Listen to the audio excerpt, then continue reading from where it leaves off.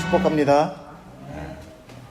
연휴라 많은 사람들이 좀 자리가 비었지만 한 장소에서만 꼭 예배드리는 것이 중요한 것이 아니라 그 속해 있는 모든 소속되어 있는 자리로 가서 또 그 속에서 복음을 전할 수 있으면 그것이 하나님의 또 지상명령 아닌가 이런 생각을 해봅니다.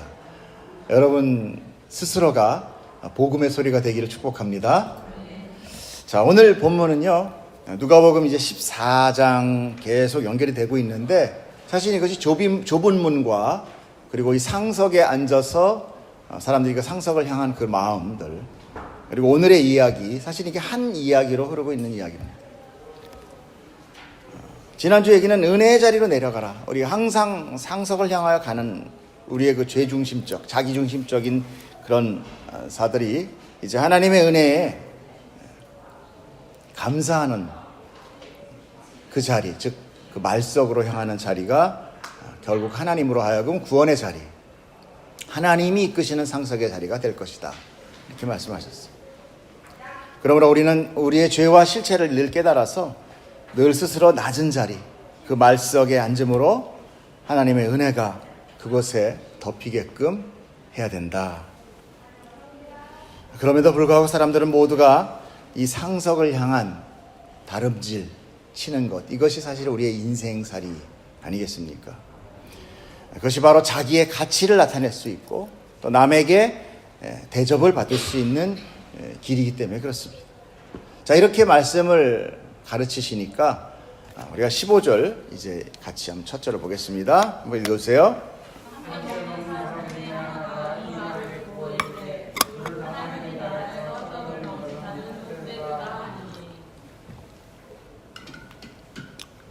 네, 이 이야기의 뜻이 사실 오늘의 비유를 예수님이 말씀하는 하나의 그 단초가 되는데, 이 이야기는 이게 유대인들의 어떤 선민 사상이 녹아져 있습니다. 이 말은 이런 거죠.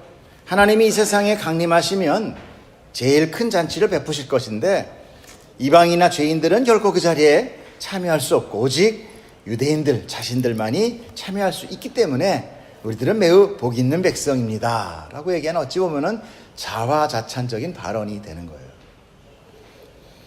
이런 유대인들의 어떤 선민 사상들, 이런 것들은 우리가 바로 앞에서도 보았죠. 24절을 약간 한번 보겠습니다. 한번 읽어볼까요? 어떤 사람이 여짜오되 주여 구원을 받은 자가 적으니까 그들에게 이르시되, 이렇게 했죠.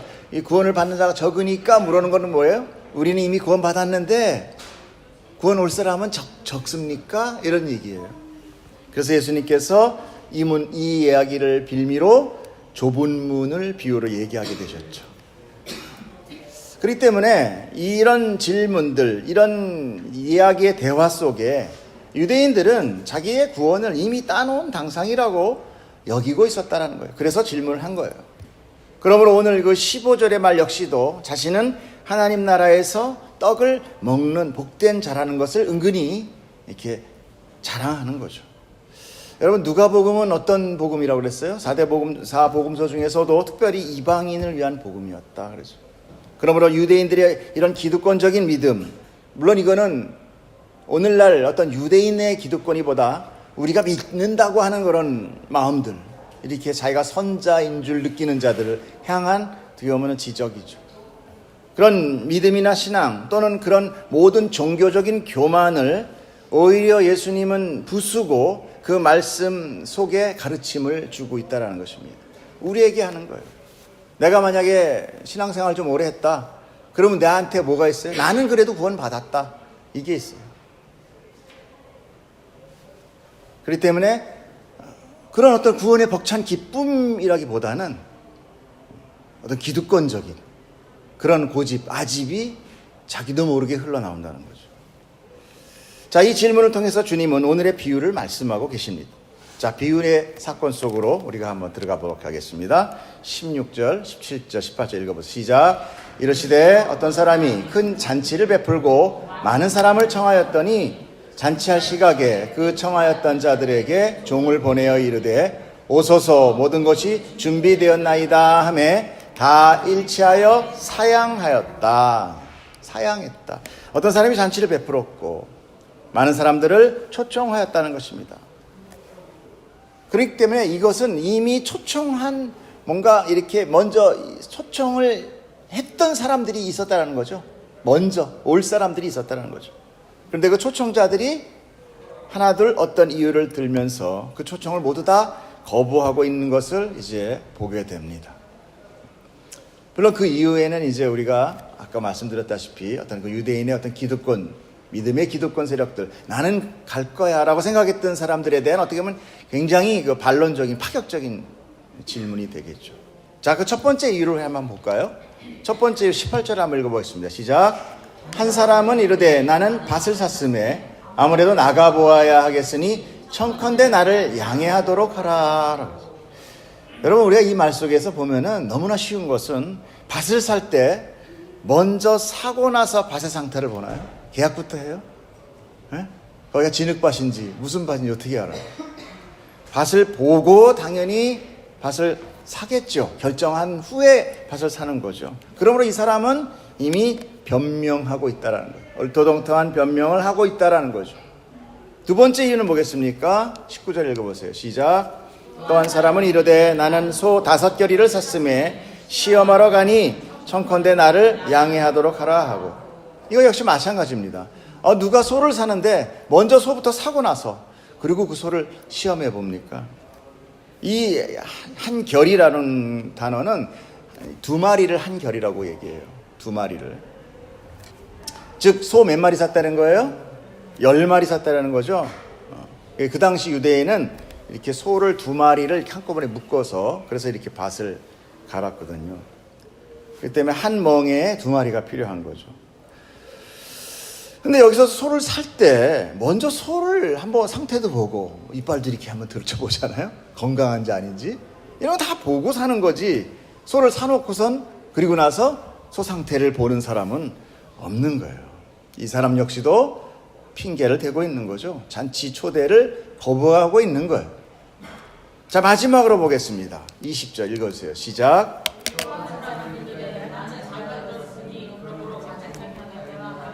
아멘. 자, 장가를 들어서 가지 못한다. 근데 이건 그래도 또 조금 이유가 약간 돼요.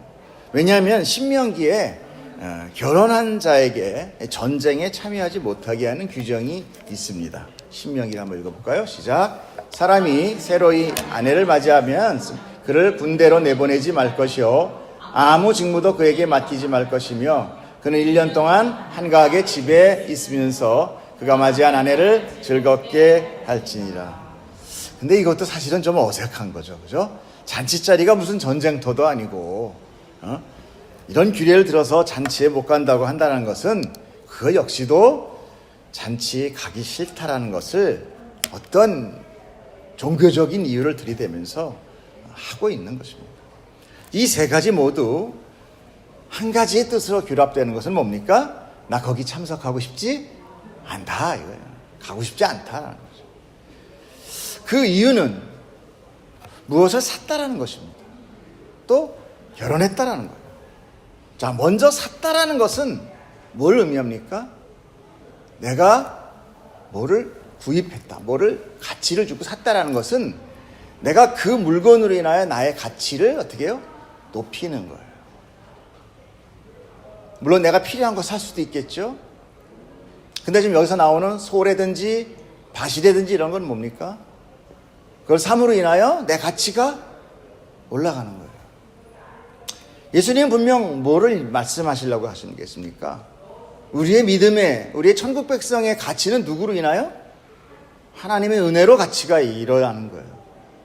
그럼에도 불구하고 우리가 이 세상에서 살아가면서 정시에도 우리가 말씀드렸지만은 이 나라는 것을 스스로 세우기 위해서 많은 것들을 합니다. 자식을 낳고 자식을 많이 낳고 재산을 많이 모으고 하나의 큰 그 동네의 우뚝선 어떤 한 가문이 된다라는 것. 그 역시도 뭐예요? 나 이런 사람이야. 나 이런 사람이야. 스스로의 상속으로 올라가는 어떤 노력이죠. 인간의 노력.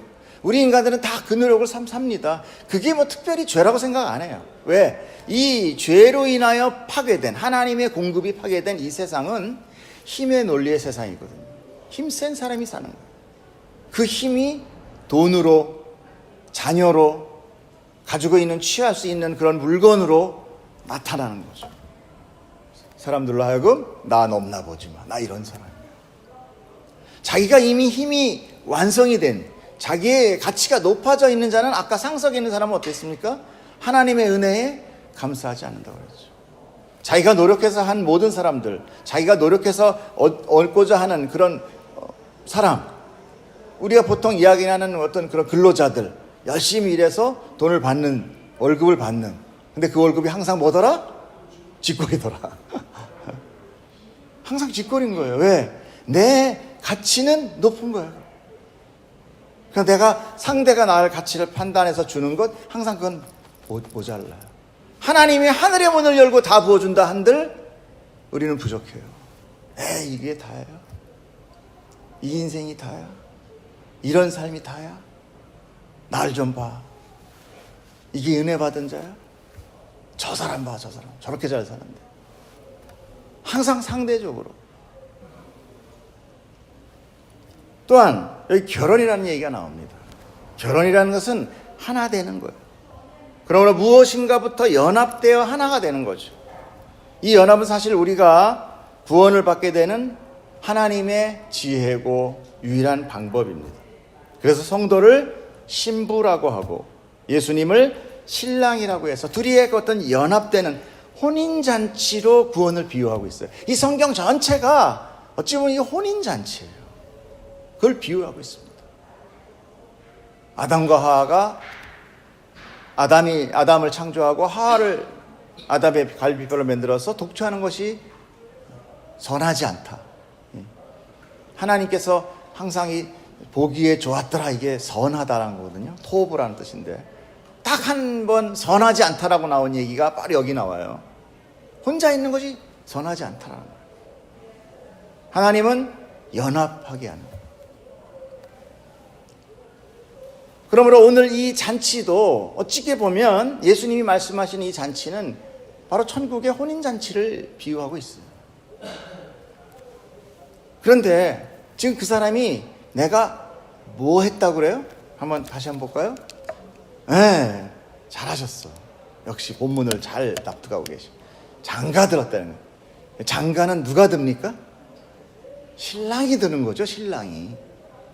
우리는 뭐예요? 우리는 하나님의 예수 그리스도의 순결한 신부로 살아가야 돼요. 신부는 요즘 뭐 여성 상위 시대가 돼가지고 이런 말씀하면 또 뭔 소리야 이렇게 얘기할지 모르지만 신부는 뭐 어떻게 해요? 항상 신랑으로부터 택함을 받고 신랑이 자기를 온전히 다시 데려갈 때까지의 몸을 정결하게 기다리는, 어떻게 보면 신랑에 의하여 존재가 완성되는 그런 존재란 말이에요. 근데 신랑이라는 건 뭡니까? 제가 장가를 들었다는 건 뭐예요? 자기 스스로 나를 완성해버렸다. 신부가 신부의 역할을 해야 되는데 신부가 신랑의 역할을 하고 있어요. 신혼잔치에 신부가 가야 되는데 덜렁 자기가 신랑이 돼버렸으니 그 잔치가 필요 있다 없다? 필요 없는 거죠, 당연히. 혼인잔치에 이미 신랑이 있으면은 자기가 또 갈 필요 없는 거죠. 스스로 자기의 신부됨, 그 하나님의 순결한 신부됨을 포기하고 자기 스스로 신랑 돼버린 거예요. 이것도 뭐예요? 자기의 상속으로 향한 인간의 노력이. 그러므로 신랑은 자기가 원하는 신부를 얻는 거예요. 내가 원하는 신부, 나를 겁먹게 하고 나의 가치를 높여줄 수 있는 이러이러한 가문의 아내를 내가 맞았다. 우리는 정말 거지 같고 정말 아무 가치 없는 인간들인데 그 하늘의 왕이 우리를 그 왕자에게 결혼시켜버린 거예요. 그 순간 어떻게 됩니까? 예, 신부는 신랑에 의하여 존재, 그 자기의 격이 바뀌어지는 거죠. 아무리 노비였다 하더라도 왕과 결혼하면 뭐가 돼요? 왕비가 되는 거잖아요. 근데 우리 믿음도 사실은 오늘 이 세 부분에 이 세 가지의 비유로 우리가 점철될 수 있다는 것을 우리가 봐야 돼요. 성경의 말씀은 항상 진리, 그거로 끝나면 안 됩니다. 저쪽에 있는 진리. 그래서 그러죠. 구원, 너와 나, 저 하나님, 연합이라는 것이 바로 그런 거예요. 저기 하나님, 나 여기 있어요. 이렇게 되면 구원은 절대 안 됩니다. 항상 이렇게 상대적으로 떨어져 있으면 그것이 나의 것이 안 돼요. 내가 예수 그리스도 안으로 연합이 돼야만 그 구원이 내 구원이 되는 거예요. 아무리 좋은 구원과 하늘이 좋은 천국이 있다 해도 저기 천국이 있고 나 여기 있어 그러면 그냥 그건 뭐예요? 상대적으로 그냥 끝나는 거예요.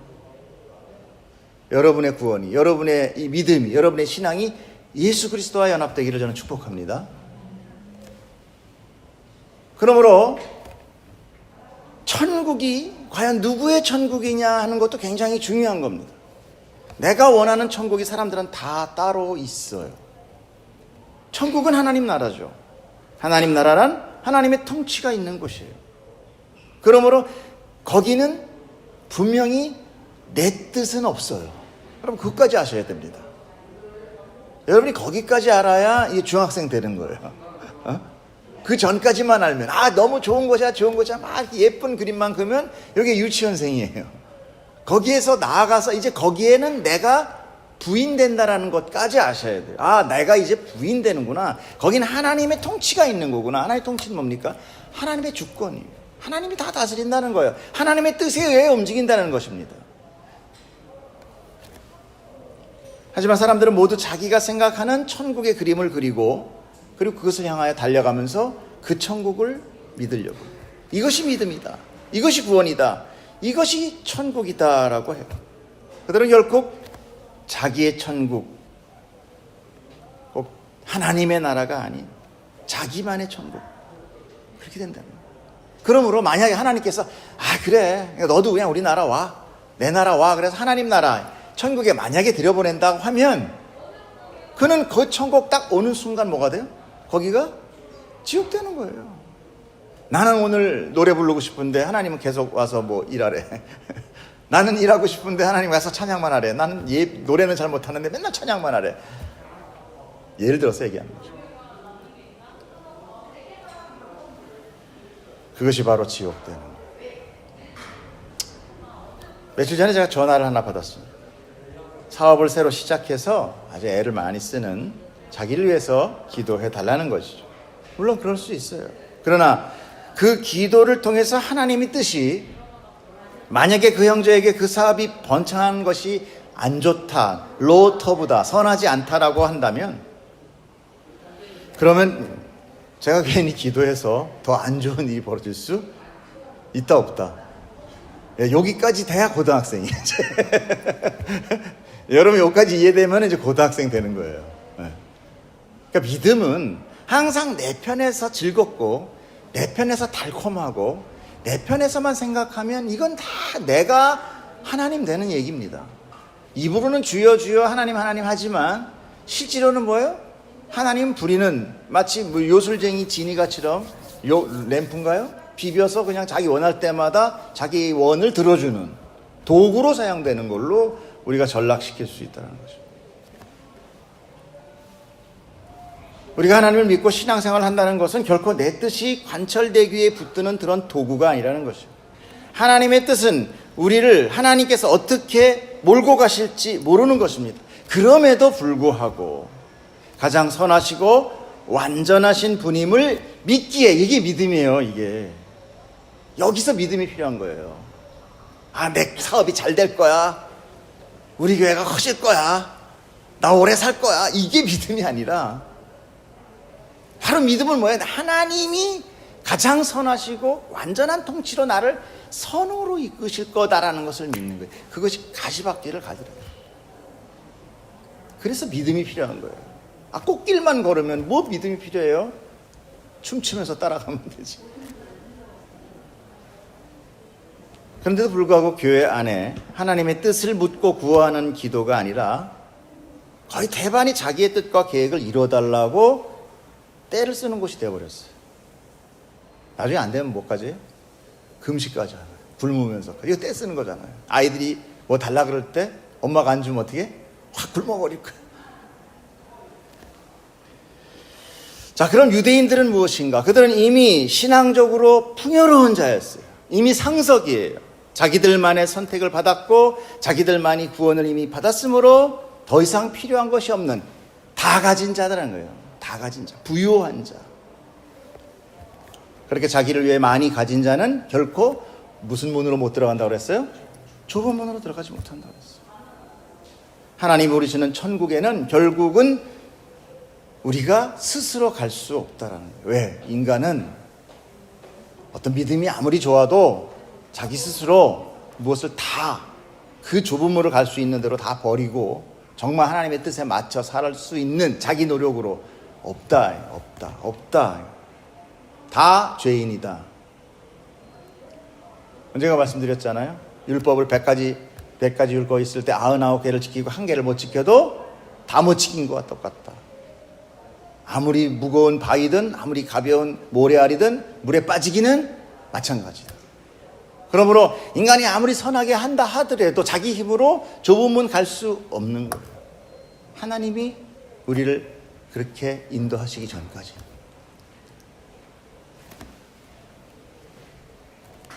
그러므로 오늘의 이 잔치는 이제 준비될 것이 아니라 이미 준비되고 완료됐어요. 그러므로 이제 초청된 사람들이 오면 즉시 잔치는 시작되는 것이고 이것이 우리의 구원의 시제로 나타나게 되는 거예요. 이미 천국은 왔고 또 오고 있으며 이미 완성되었다. 과거와 오늘과 현재가 동시에 존재하는 거예요. 이것이 하나님의 시간입니다. 그러므로 우리의 구원도 이미 이루어졌고 또 이루어지고 있으며 이루어질 거예요. 그것을 믿는 겁니다. 내 상태가 오늘 이짓거리지만 하나님이 나를 붙으셨다면 나를 어떻게 해서든지 그 길로 데리고 갈 것이다. 내가 엉망이면 엉망인 만큼 그 길은 꽃길이다, 가시밭길이다. 가시밭길이다. 그런데 사람들의 이 핑계 세 가지가 가만히 보면은요, 점처럼 무례해져요. 첫 번째과 두 번째는 어떻게 해요? 자기의 불참석에 대해서 양해해 주셨으면 좋겠습니다. 라나. 근데 마지막 세 번째는 어떻게 돼요? 나 못 가. 나 못 가. 통보로 끝납니다. 그냥. 이제 주인은 화가 나. 21절. 21절 한번 읽어주세요. 21절 시작.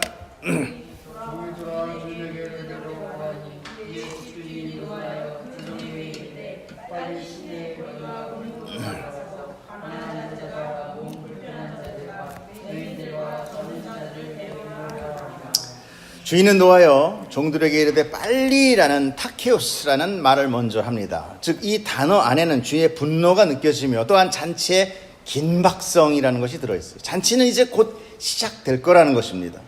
주인은 가난한 자들과 몸 불편한 자들과 맹인들과 저는 자들을 데려와라 합니다. 왜 하필 이런 사람을 불러오라고 했을까요?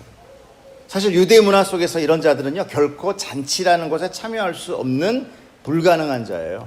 여기서 가난한 자라고 얘기 나오는 단어 푸토코스라는 단어는요 그냥 가난해, 나 가난해, 아우 저기는 그랜저타네, 나는 티코야, 뭐 이런 정도의 가난함이 아니라 완전 극빈자예요. 만약에 오늘 누군가 도와주지 않으면 내일 살아서 눈을 뜰지 안 뜰지 모르는 상태. 이게 푸토코스예요. 가난한 자. 아무것도 의지할 것이 없는 자를 의미합니다. 그러므로 앞서 세 부류, 내가 땅을 샀고 소를 샀고 결혼을 하고 이와는 완전 반대, 완전 정반대의 상태를 의미하고 있는 거예요.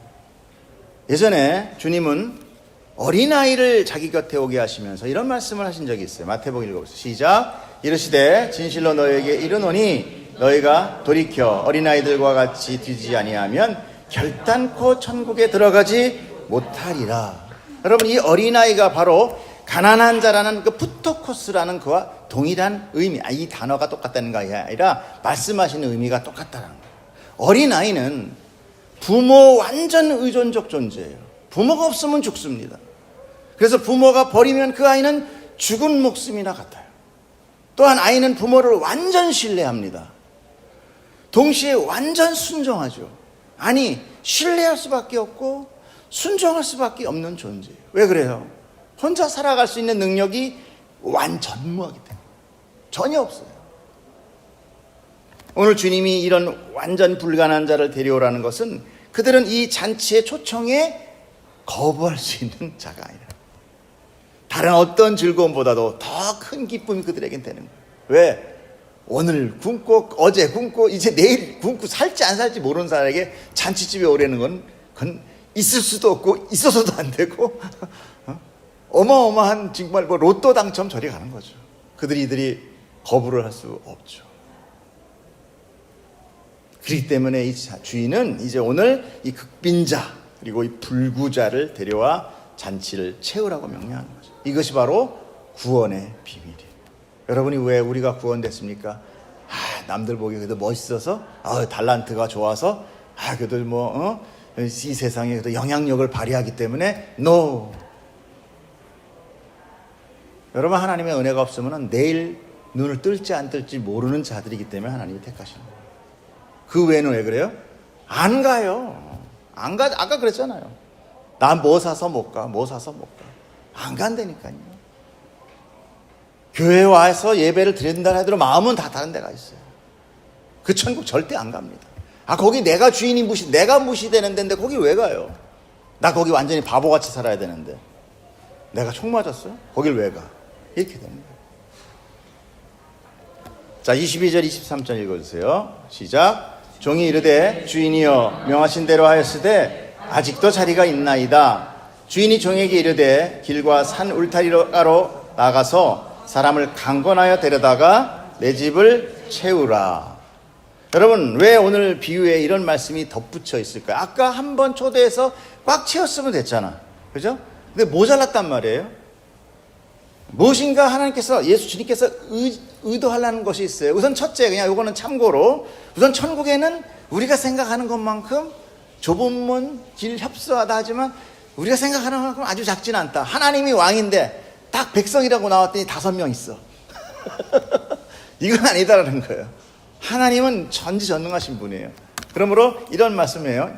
여기는 많은 뜻이 있지만 일단 봅시다. 자, 내 아버지 집에는 있을 곳이 많다. 예. 천국은 우리가 생각하는 것보다 넓다, 크다, 엄청 많은 자리가 있어서 채워도 인간의 힘으로 채울 수 없는 것이다.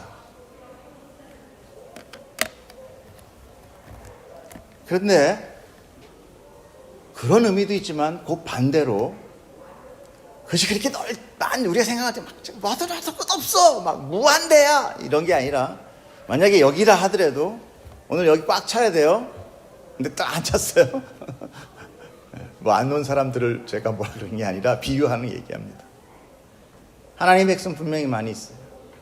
그러나 우리 인간이 하나님이 초청해서 부를 때 스스로 그것에 오지 않는다는 것이죠. 왜 안 오겠습니까? 자기가 스스로 자기 생각할 때 나는 그만큼까지 불가능하다라고 생각하지 않는다는 거예요. 난 그래도 괜찮아. 즉 하나님 말을 완전 의존 안 하는 자는 없다는 거예요. 모두가 불가능한 속에서도 자기의 뜻을 갖고 계획을 세우며 그것을 이루고자 혈안이 되었을 뿐이지 그 누구도 하나님을 원하는 자는 없다는 거예요. 여러분, 우리 안에 하나님을 원한다고 우리 얘기하죠. 거짓말이에요. 우리 하나님 원하지 않습니다. 우리는 다 내 뜻을 원해요. 우리가 만약에 스스로 하나님 원하고 갈 수 있으면 예수님이 여기 내려오실 이유가 없었어요. 우리는 불가능한 자예요. 여러분, 이제 거기까지 여러분이 인정해야 돼요.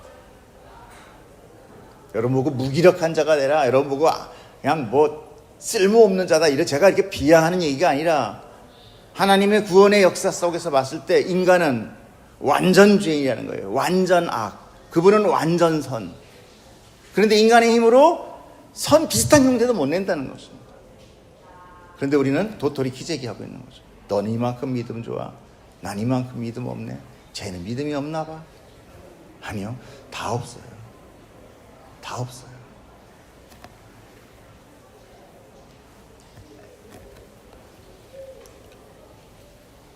두 번째는 그럼에도 불구하고 하나님은 그 빈자리를 기필코 채워야 말 것이다 라는 하나님의 의지가 오늘 비유 안에 들어가 있다는 것을 여러분 아셔야 됩니다. 사실 어떻게 보면은 이게 가장 키포인트예요. 여러분, 근데 이것이 상당히 우리에게는 두려운 일이 되는 것입니다. 본문에 강권하다라는 말씀이 있죠. 강권하다.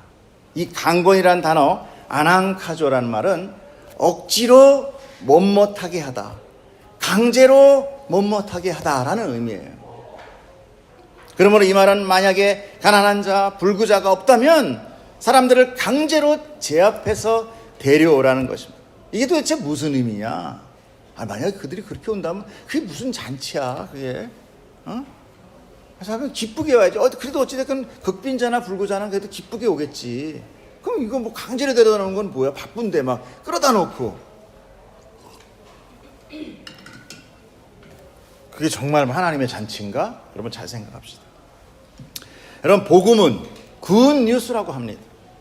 어때요? 듣기 좋죠? 굿 뉴스. 얼마나 좋습니까? 그래서 뭐 귀에 보청기 이름이 뭐예요? 복음 보청기, 그러잖아요. 그죠? 듣기 좋은 거예요. 좋은 소식 싫어하는 사람 없습니다. 그러나 우리는 여기서 하나 더 들어가야 돼요. 과연 누구에게 좋으냐는 거예요. 누구에게 좋으냐? 누구에게 좋겠습니까? 여러분 생각해 보세요. 우리에게 좋을까요? 우리는 아까 뭐라고 그랬어요? 완전 죄인, 완전 어둠이에요. 완전 죄인이 좋아하는 거는 뭐예요? 죄밖에 없죠. 근데 복음이 죄다? 아니잖아요. 사람은 늘 어둠을 좋아하고 세상 좋아하고 음란하고 미워하고 시기하고 살인하는 존재들이에요. 그럼 정말 우리에게 복음이 되려면 누구에게 복음이 돼야 돼요? 누구에게 그릇이 돼야 됩니까? 전부 다 오늘은 말씀 안 하시기로 얘기하셨구나. 누구에게? 하나님이죠. 하나님한테 복음이, 그릇이, 선이 돼야 그 복음이 참 복음이 되는 거예요. 부모한테 가장 좋은 것이야 아이한테 좋은 거 아니겠습니까? 아이한테 좋다는 것이 부모한테 좋은 건 아니잖아요. 앞서서 우리가 천국을 살펴보았듯이 우리가 주인 되는 천국은 분명히 또 그 안에 다툼과 분쟁과 싸움을 하기 위해서 힘의 논리로 다시 지옥돼 버려요. 우리는 그렇게 가면 그 천국 또다시 지옥되는 거예요. 그래서 오직 하나님만을 의지할 수밖에 없는 이런 극빈자, 푸토코스, 그리고 불구자, 그리고 어린아이라는 그런 인물을 비유로 그들과 같이 되지 못하면 너희들은 천국 못 간다, 이렇게 얘기하는 거예요. 못 간다. 못 들어간다는 거예요. 뭐 예수님이 그냥 뭐 빈말하시는 분이 아니에요. 그러면 오늘 이 강권하여 내 집을 채우라는 이 말이 과연 어떻게 되겠습니까? 전도를 빡세게 해서 그냥 설득하고 그냥 돈 팍팍 주고 막 이렇게 해서 데리고 오라는 얘기일까요? 여러분, 우리가 전도하면 다 그 사람 비유 맞추고 기분 좋게 해서 마치 사람을 꼬시고 오는 것 같이럼 그렇게 꼬셔오기 때문에 그 잔치에 올 때, 교회에 올 때, 교회 와서 그가 극빈자 같이 하나님만 의지하는 자가 아니라 전부 왕돼서 옵니다. 왕돼서. 교회 첫발 들이면서부터 왕돼서 와요. 그래서 교회가 이게 뭐야? 새신자가 좀 맞는 게 좀 현찮네. 뭐 여긴 주차도 힘들어. 그렇게 오는 자는 요구가 많아요. 요구가. 자기 뜻과 의지가 강해서 결국 그 잔치를 못마땅하게 여기고 떠나가는 거예요. 결코 그 사람이 즐길 수가 없습니다. 그럼 도대체 뭐냐? 이 말씀은 오늘 주인으로 비유된 누구겠어요? 하나님이시죠. 오늘 주인이. 그 하나님께서 종은 누구겠어요? 주인의 명을 받아 그 뜻을 행하는 모든 사람들이 종이겠죠. 천사가 될 수도 있어요. 또 뭐가 될 수 있습니까? 성령님이 될 수도 있어요. 성령님이 그럼 종이냐 그런 의미가 아니라 하나님의 뜻을 전달하니까 우리에게 성령님께서 오셔서 생각나게 하고 깨닫게 하신다고 그러잖아요. 또 어떻습니까? 또 무슨 선지자 이런 사람들도 있었겠죠. 그런 많은 사람들을 통하여 그들이 사람들을 강제로 잡아서 그 단체로 데려간다는 의미겠습니까? 아니죠. 하나님의 택한 자가 오직 믿음으로 하나님을 의지하지 않고 살아간다면 어떻게 한다?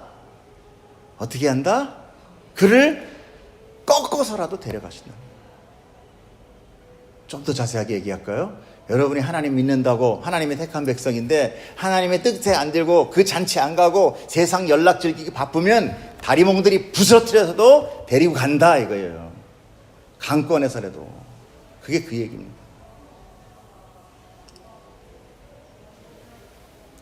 우리는 아무리 노력해도요 하나님의 그 선하시고 완전한 뜻을 몰라요.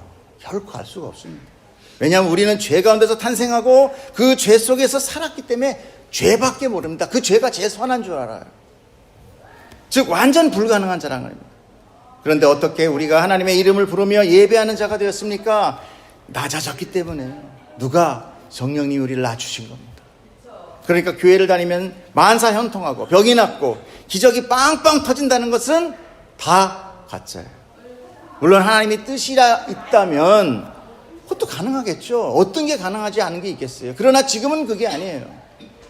하나님은 여기서 저 천국잔치로 강권하여 데려가시려는 것입니다. 그것이 구약의 출애굽기 사건이에요.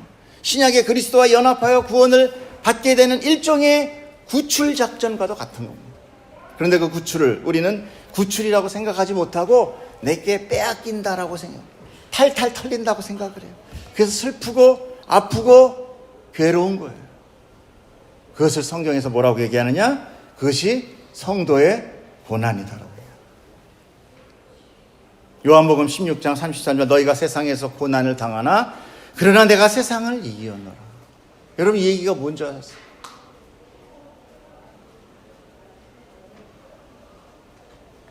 복음은 강제적으로 제 앞에서 데려오지 않으면 안 돼요. 사람들은 결코 하나님 나라를 기뻐하지 않습니다. 그래서 내가 예수를 믿으니까 뭐가 잘 안 돼. 자꾸 깨져. 아파. 잘 나가던 사업도 안 되네. 뭘 해요? 하나님께서 강권하여 데려가시는 거예요. 이해하십니까? 이해하십니까? 여러분 요거 알면 대학교 들어가신 거예요 이제. 여러분 믿음은 항상 유치원 수준에서 머물게 하지 마십시오. 언제나 그냥 나한테 하야와 같은 사랑, 아버지의 사랑, 따뜻한 사랑, 내가 응석부려도 좋아하는 사랑, 그거로 시작이 되죠. 그러나 자라야 돼. 믿음은 자라야 돼. 어디까지? 내가 하나님의 회초리까지 맞을 수 있는 단계까지.